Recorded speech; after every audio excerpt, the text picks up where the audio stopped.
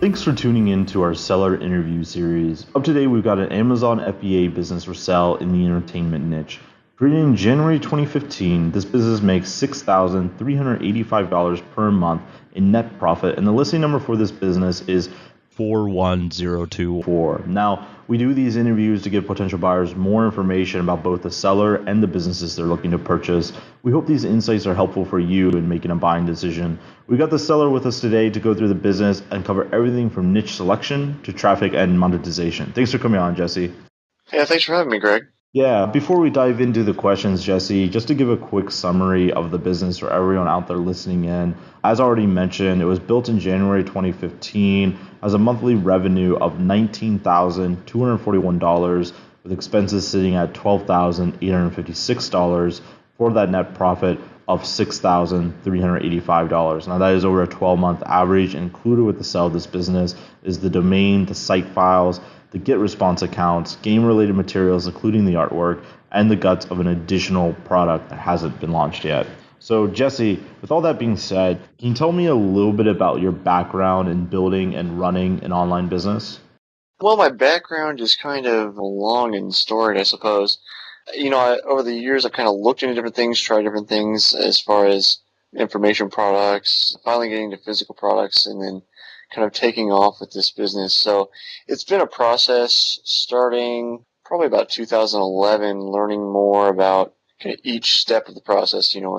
Each business is kind of a whole series of things, putting the product together, the marketing, all those different kind of things. So I've been around a little while. This is probably my biggest success to date. But yeah, so I've been at it for a few years now. So this isn't your first business, right? You said, or was it your first business? Did I miss that? Well, it's the first business that really kind of took off enough for me to work on it full time. Other ones kind of like minor success, minor flop, just, kind of here and there, and then learning along the way, improving my skills, kind of pivoting and figuring different things out. So this is the first one that's really kind of taken off to the point where it became my full-time job. That's cool, man. It's really great that you kept going because, some people, they'll listen to these seller interviews, for example, they'll just hear like, it was my first business and it's successful right away.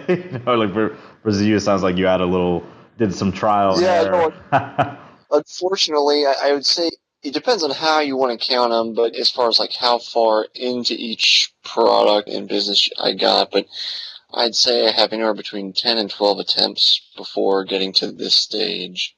So yeah, it did take a little time to kind of get my own head in the right place, get, proper products, that kind of stuff. So that was great. You kept at it, man. Is there any methodology how you came up with the idea to start this business in particular? Like, without giving away the niche or the specific product or URL, but was it like something you were already kind of passionate about or interested in, or was it something you just kind of found a competitive gap that you could fill?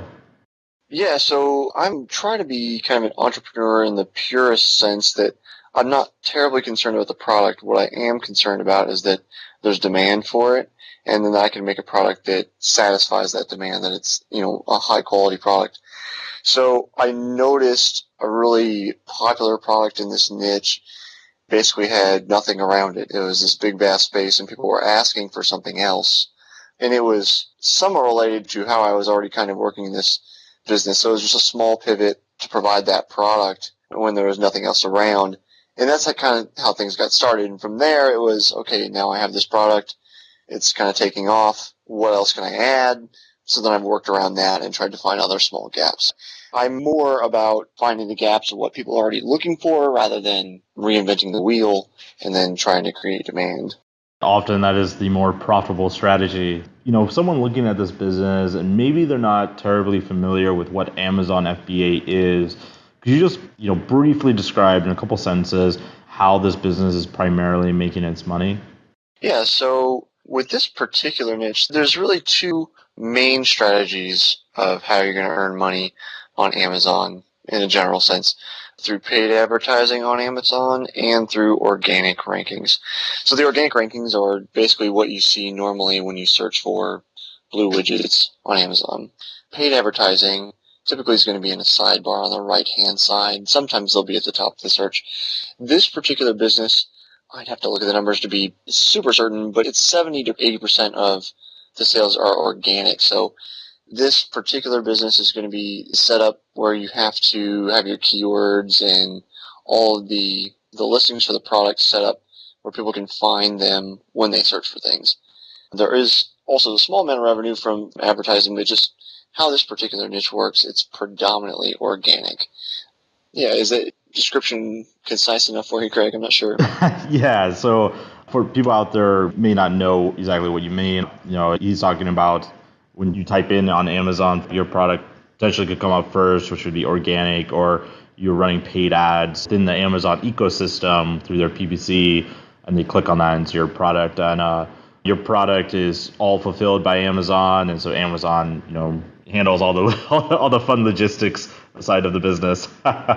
Right. So the kind of the upside of an FBA business is me as an owner, I get to focus on product creation and making sure that the products are excellent, and then Amazon does majority of the lifting in terms of marketing and getting people eyeballs to their site. So then you can kind of take advantage of kind of behemoth strategy that they have to keep tons and tons of eyeballs on their site. So, and just focus on having high quality products. Yeah, they definitely put the traffic down. There's a monstrous amount of traffic there.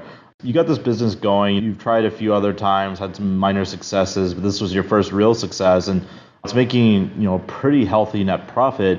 Why are you selling the business? Why not just keep cashing those checks and grow the business? Well, actually, I've started another business that's kind of more aligned with my lifestyle.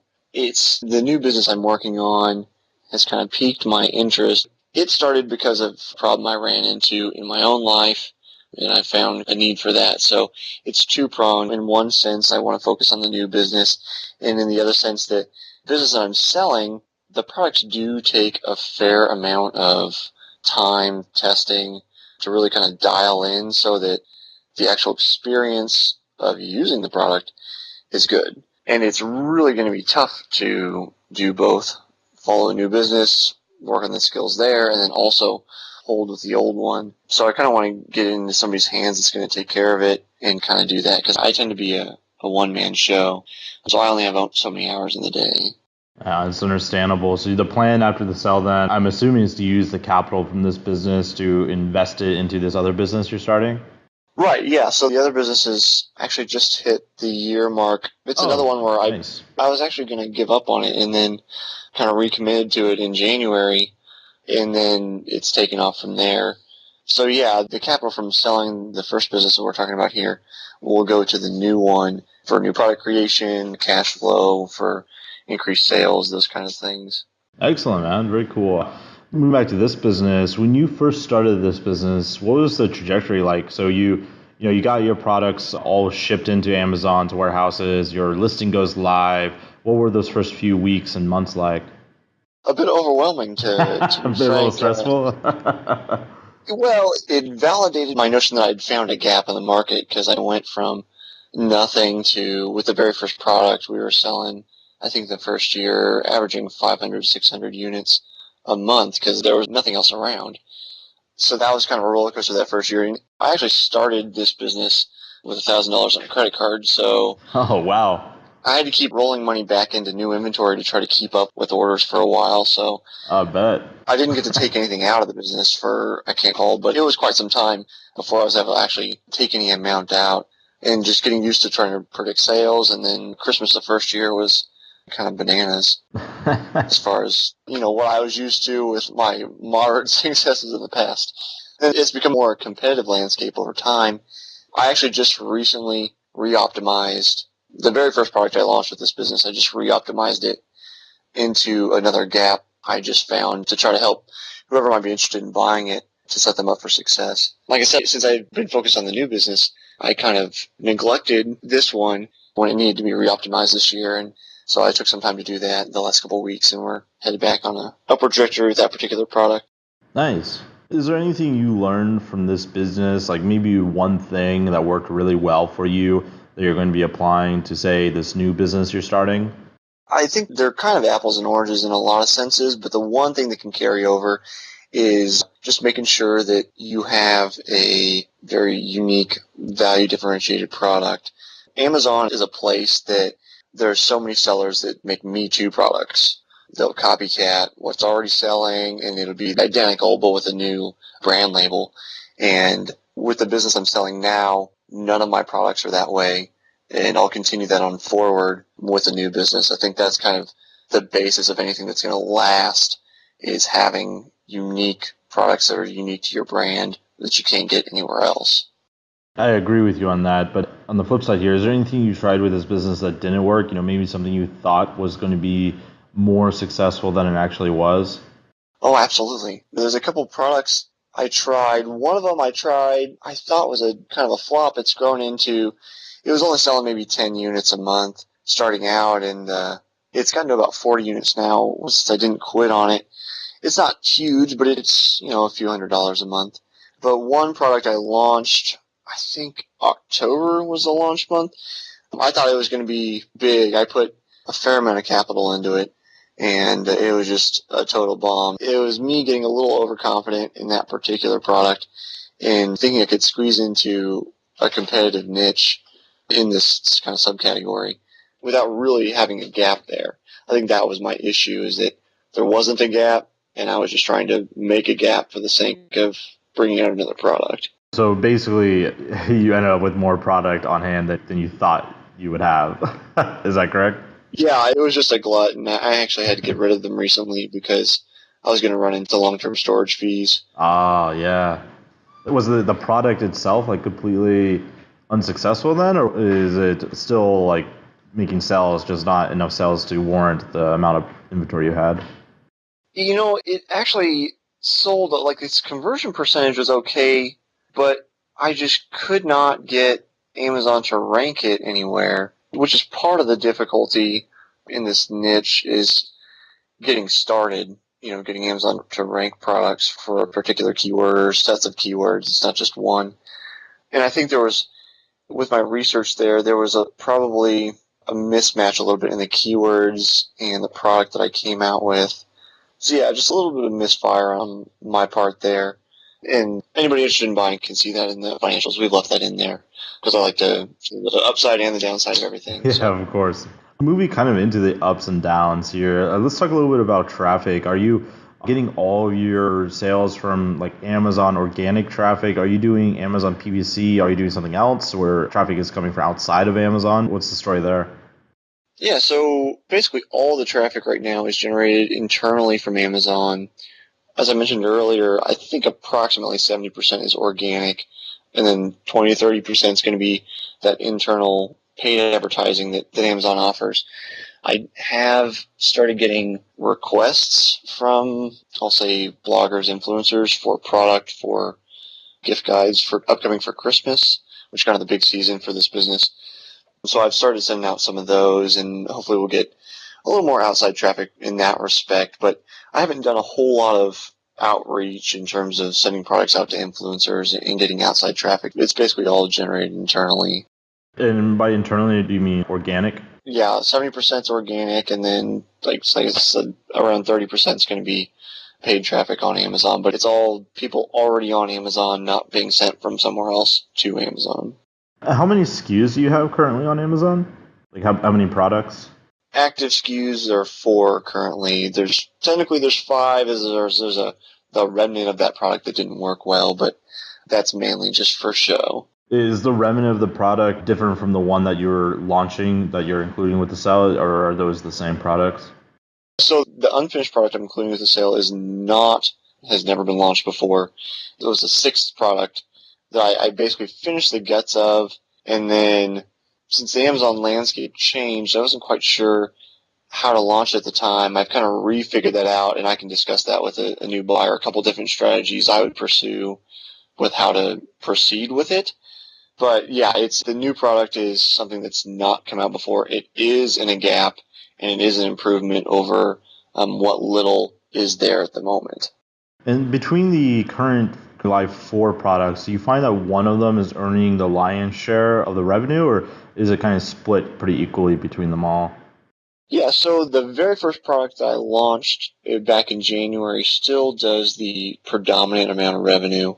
I'd have to look at the P&L again to be absolutely exact here.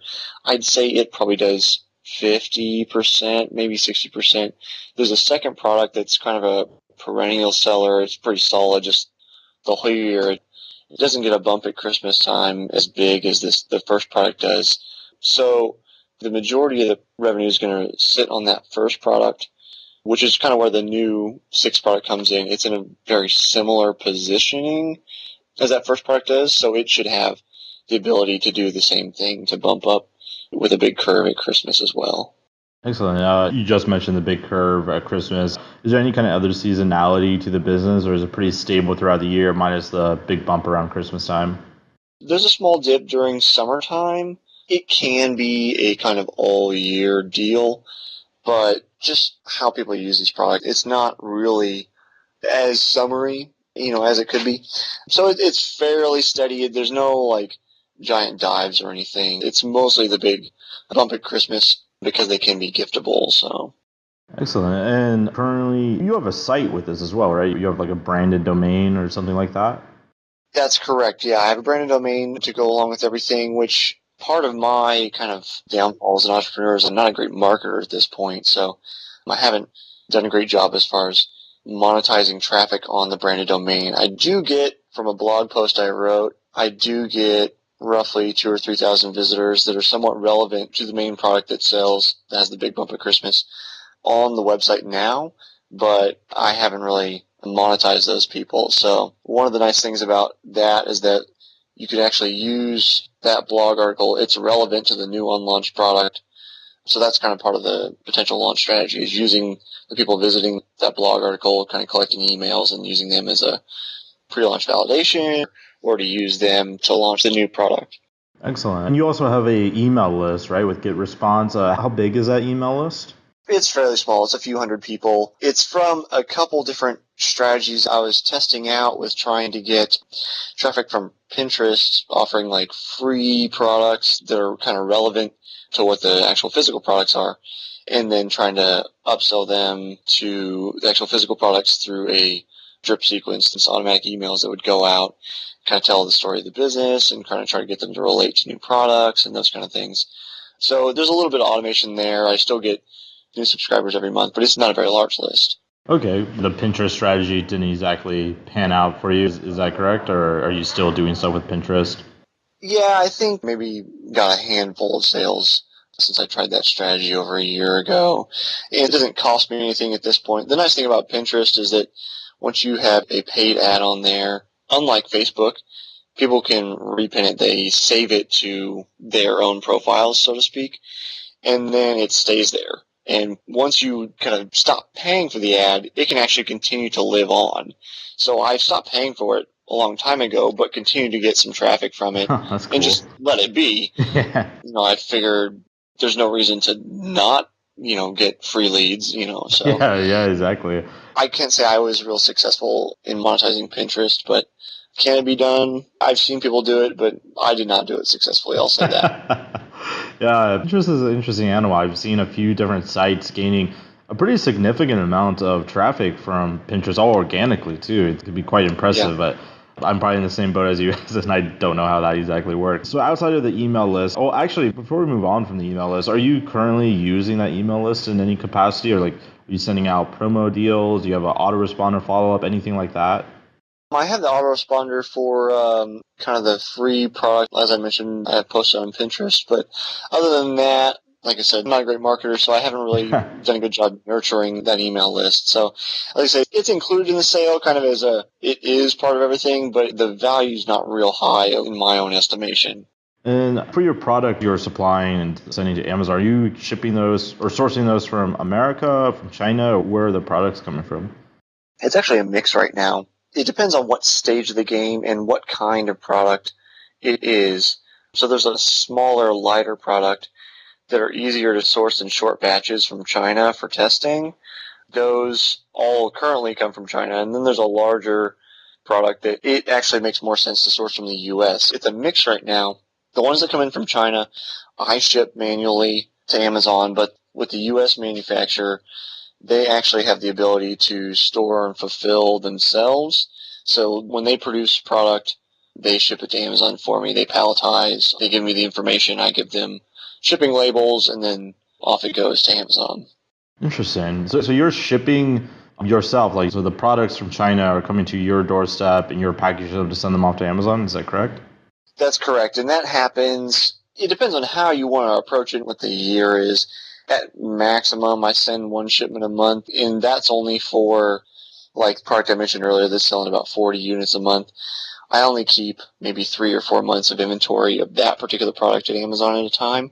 So that I'm going to send once every month or every other month, and it's like 2 boxes that are 10 pounds a piece.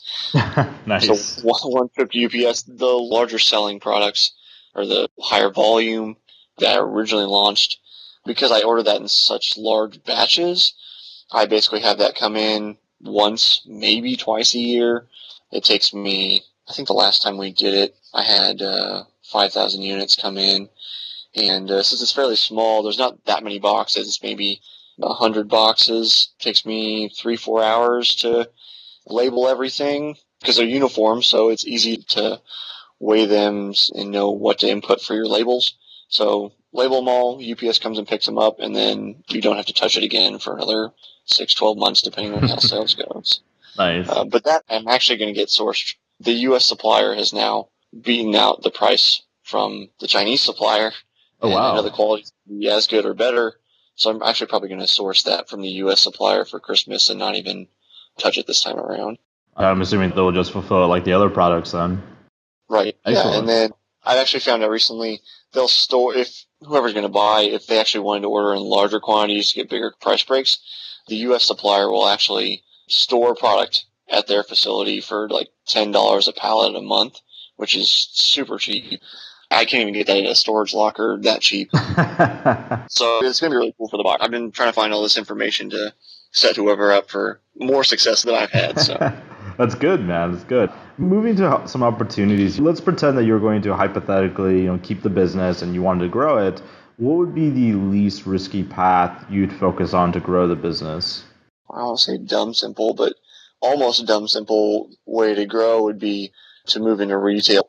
This niche is kind of unique in the sense that it does do a lot of online sales, but it is a traditionally brick and mortar niche, and a lot of competitors have moved into brick and mortar environment. I've had small mom and pop shops approach me about brick and mortar distribution before. Not a ton, a few, but that's also mixed in with other people that are trying to cut into the Amazon sales. So I never got into the wholesale side of the business, but the margins are certainly there to approach wholesale. Interesting. So you'd approach brick and mortar stores, maybe boutique shops, or maybe even bigger stores to offer your products, put your product on their shelf? Yeah, and in some cases, there are actually large distributors that handle distribution to this kind of niche stores for the U.S. or for regions or for Canada. And they, if you're working with them, then they can place you in kind of a chunk of stores at one time. So yeah, that's where I would go. But as I had mentioned earlier, I'm kind of a one-man show. I like to keep things pretty streamlined for myself. And going that route was going to be a little more difficult.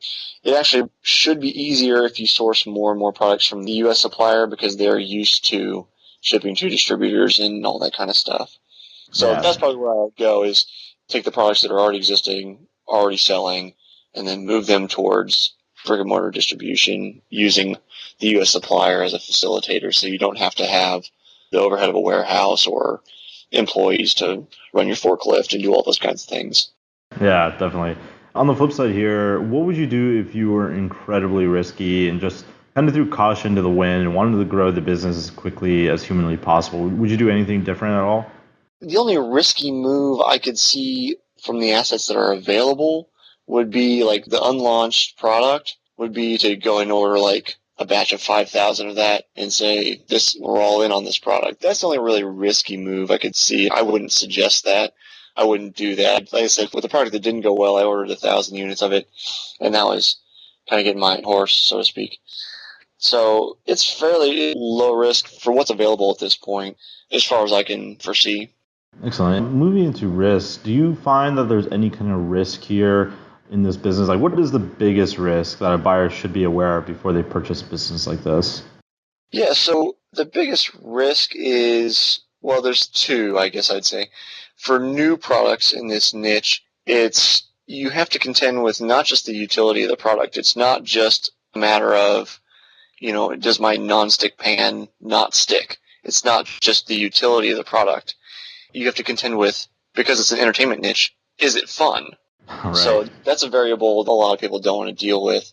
And part of the reason I don't try to reinvent the wheel, I try to kind of take existing ideas and spin them so that you already know people are enjoying similar things and you're not trying to go way on a limb. The other risk along with that is that entertainment develops over time. There's new forms of entertainment. So long term, it just depends on kind of culture as a whole, whether this niche continues. It's been around for quite a while. It's kind of going through a renaissance at the moment. So just that's kind of the other long-term risk with it. Now, you mentioned that you were pretty hands-on with the product design here. Is that, do you have like a methodology, like a system kind of in place of what you're looking for, anything like that, or is it mainly more of a gut feeling of what you think will work? Yeah, so I've developed all of the products for the business. As far as finding the next product, it's fairly well a methodology. Actually developing the products, I haven't sat down to write out a methodology, but I'm sure I could teach it. It's daunting to a lot of people, which is nice because you don't have people chasing you. A lot of people, because of that fun element, people just say, I'm out, I'm not interested. But yeah, I think developing new products in this niche can be taught, and finding them is the much easier part. It is a pretty easy methodology. It's mostly keyword research, so. Oh, cool. Can you describe the amount of type of work you're doing right now to maintain the business? Like outside of product research, I'm assuming that's not something you're doing on a consistent basis, but is there anything you're doing on a consistent basis, like weekly or maybe monthly, that you do? So up until a few weeks ago, I really had spent 5 hours on the business a week. That's a generous amount. That's assuming that I just don't keep track of my hours at all. But predominantly from the beginning of the year, when I was focusing on the new business until a few weeks ago, it's mostly just been coasting on its own from what I had set up. So the predominant work with maintaining it has to do with maintaining the ad campaigns for that small amount of revenue that comes from there, and then checking every once in a while, looking for new keywords to re-optimize for, which is what I did a few weeks ago with that main selling product. So week to week, it's fairly hands-off. It's mostly wake up in the morning, how much money did I make yesterday, and then going to the next day. When you're doing the ad campaigns, you actually need a little bit of time. So if you're trying something new, then it's set something up, run it for a week, you spend a little money to get some data, then adjust. So it's not real time intensive in that sense. It's time intensive in the sense that you just have to sit and wait. I hear you on that. Is there any skills you'd suggest for a buyer to have before they purchase a business like this? I would say if you want to be a similar mindset, you're going to have to be fairly analytical, because that's where the product creation comes from. That's where optimizing ad campaigns come from. That's where finding new keyword and testing and doing kind of those minute details comes into maintaining and growing products on Amazon. It's just a very analytical mindset. Moving to some wrap-up questions here, would you be willing to commit to a non-compete with a buyer? Oh, sure. And I don't know if we've discussed, but with an unlaunched product, I think we have it in the details. I'm happy to stay on for 3 months to make sure that comes to completion.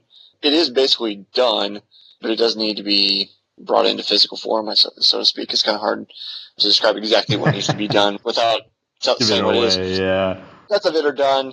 But yeah, I'm happy to stay on for 3 months, which is, I think, more than generous. We should be able to get it done within a month. But just for error's sake, I've said 3 months. And then, like I said, I'm in a completely different niche with the new business, so I'm just focus on that and make sure that the buyer has everything running smoothly and they're ready to go, and certainly won't be a nuisance. Excellent. Well, that kind of segues into my next question, and you already kind of answered it with how much support you'd be willing to offer a buyer. So with 3 months support or so, I'm assuming email with a few Skype calls here and there or something along those lines. I'm pretty available via email, so I'm not going to put a limit on the email. I think whoever's going to buy it will cover everything sufficiently to make sure they're on board. They kind of understand what I've done. I can teach them what I've been doing and then kind of give suggestions on where I might look for improvements and things that I haven't done or those kind of things. And then I think I had specified a number of Skype calls with kind of our original documents. I can't remember at the time, but it is a few Skype calls a month that I'll include as well. And obviously, the best case scenario here for you and for Empire Flippers is someone comes in and buys this business for full list price. But that being said, would you at all be open to a split or earn out, say 80% up front and then 20% over a period of a few months, or perhaps the remainder 20% at the end of that 3-month training period, something along those lines? Yeah, so, like an 80-20 split, I think would be reasonable to make sure that the buyer's up to speed over that training period. Other than that, I think it's just going to depend on a case-by-case basis. It's hard to give a kind of catch-all for yes or no here because terms vary. What the buyer might want is going to vary. What's going to work for me varies. So I'll say, in general, open the idea as an absolute. We just have to see what the terms are. Yeah, definitely. It is very individualized in case by case basis. So I understand that answer. I got one final question for you, Jesse. Before I dive into that question, though, I just want to give a quick summary of the business again for everyone out there listening in. As I mentioned at the top of the show, is built in January 2015, has a monthly revenue of $19,241, with expenses sitting at $12,856 for that net profit of $6,385. And that is over a 12-month average. And included with the sale of the business is the domain, the site files, the Get Response account with some emails already subscribed in there, the game-related materials, including the artwork and the guts of the additional product that has yet to be launched. So, Jesse, my final question for you is, what is your best pitch in 30 seconds or less on why someone should purchase this business? So I think if you want to have a business that is built on a solid foundation with unique products, that's also fairly hands-off and has the potential to grow through retail distribution, then this is certainly the business for you. Yeah, I would have to agree with you. I think one of the strongest points for me with your business has to be the fact that the product isn't a Me Too product and it's quite unique, and I think that would definitely give an upper hand whoever takes over this business as they go about marketing it. It sounds like you kind of already have a bit of the marketing apparatus set up, just not being used perhaps to its best ability yet. So that's kind of cool as well, with your email list and so on. So for everyone out there, if you're watching this on YouTube and you want more information, the link will be below this video in the actual video description that will take you to the marketplace listing. If you're watching this on the actual listing page and you want more information about this business, you can become a depositor today. All you have to do is click the button, make a deposit, and you'll be given everything you need to review this business. So Jesse, thank you so much for coming on. It's been an absolute pleasure. Yeah, it was great talking to you, Greg.